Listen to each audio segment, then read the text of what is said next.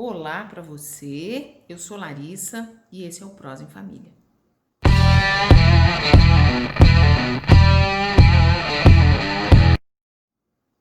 No último vídeo a gente estava conversando sobre adolescência, características fisiológicas, neurológicas, orgânicas, a importância delas, e eu quero continuar esse papo com você.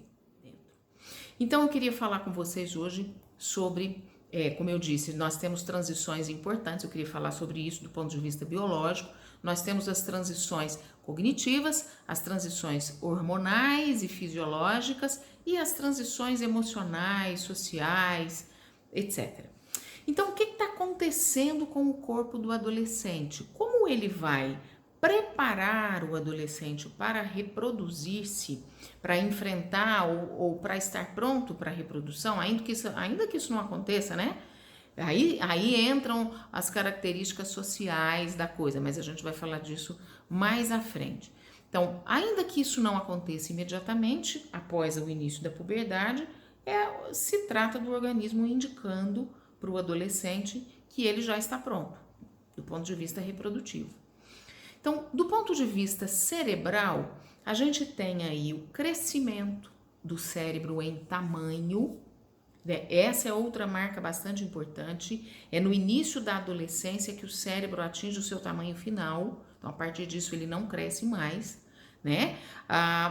O cérebro, a questão cerebral não envolve só tamanho, envolve principalmente as estruturas, né? E aí, do ponto de vista estrutural, o que a gente tem como marca importante? A gente tem a formação dos pensamentos abstratos, o amadurecimento desta propriedade.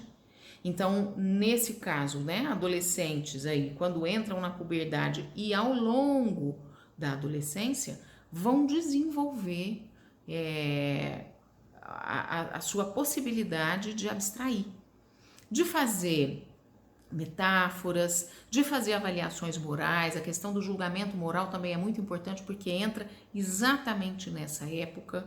Então, diferentemente do que a criança vive, o adolescente começa a ter posicionamentos e isso, gente, tem a ver com o amadurecimento das estruturas cerebrais. Então, às vezes parece mágica, né? Quando a gente olha para o adolescente, ontem ele era ingênuo, ele não sabia opinar sobre uma série de coisas e hoje ele já se posiciona, ele tem as próprias bandeiras.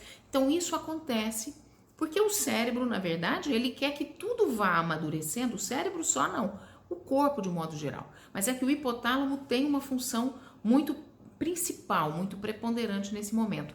Mas o corpo quer que as estruturas amadureçam mais ou menos em paralelo, né? Não adiantaria você ter um corpo pronto para reprodução e uma maturidade emocional e cognitiva de alguém que ainda quer brincar de boneca. Então, o que o corpo faz é equiparar esses dois arcos desenvolvimentais, ou tentar equiparar esses dois arcos desenvolvimentais. Então, do ponto de vista das capacidades abstrativas, é isso que a gente tem. E além disso, nós vamos ter uma mudança bastante importante, que é uma mudança no sistema de recompensa. Ou seja, aquilo que dava prazer para a criança, que o seu filho era ontem, já não dá prazer mais para o adolescente que o seu filho é hoje. Então, isso também é uma questão de estrutura cerebral. A gente tem aí o que se chama de embotamento da recompensa, né? Do sistema de recompensa. Então, se antes você, por exemplo, levava para sua criança um presente embrulhado num papel lindo e ela ficava contente já no papel, aquilo já despertava, já representava um grande estímulo. Na adolescência, esse estímulo vai ter que ser muito maior e de qualidade diferente. Portanto, esse é um dos aprendizados que mais custam para os pais. Porque o pai e a mãe estavam acostumados a ter uma criança que se satisfazia muito mais facilmente.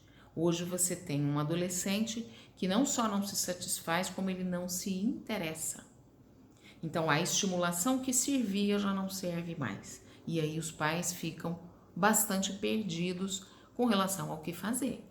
Como é que a gente entende esse adolescente que já não se satisfaz com qualquer coisa? Então, estamos aqui para te dizer, primeiro, Não culpe o seu adolescente por isso. Obviamente que depois nós vamos entrar nos meandros aí do papel que a educação tem, tá? Que a criação tem. Mas ele não faz isso porque ele desgosta de você, ele não faz isso porque de repente ele desvaloriza os presentes que você traz, ele faz isso porque há uma mudança do ponto de vista estrutural. Há uma mudança na estrutura do cérebro, há uma mudança na fisiologia, há uma mudança na química, há uma mudança na produção hormonal. A gente também costuma dizer que quando se vai falar de adolescente, tudo é hormônio. Tudo é hormônio. Hormônios, gente, são um pedaço da equação, são uma parte. Mas nem tudo é hormônio. A gente imagina um corpo adolescente banhado, né, encharcado de hormônio. Mas não é só isso não, tá? Nós temos também, como a gente está dizendo aqui, estruturas cerebrais que vão preparar o adolescente para essa transição e vão fazê-lo se interessar por coisas diferentes, porque quando a gente pensa na perspectiva da biologia, a biologia realmente quer, né, o aparato biológico do adolescente quer que ele deixe o universo infantil, os aspectos infantis, as características infantis, para começar a fazer o seu ingresso na vida adulta.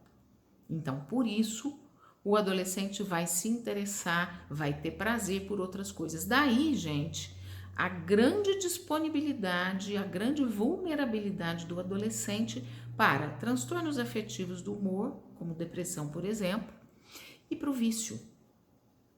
Então, o meu filho, quando era criança, não gostava de nada disso, via copos vazios de cerveja e não gostava nem do cheiro, e hoje ele bebe bastante.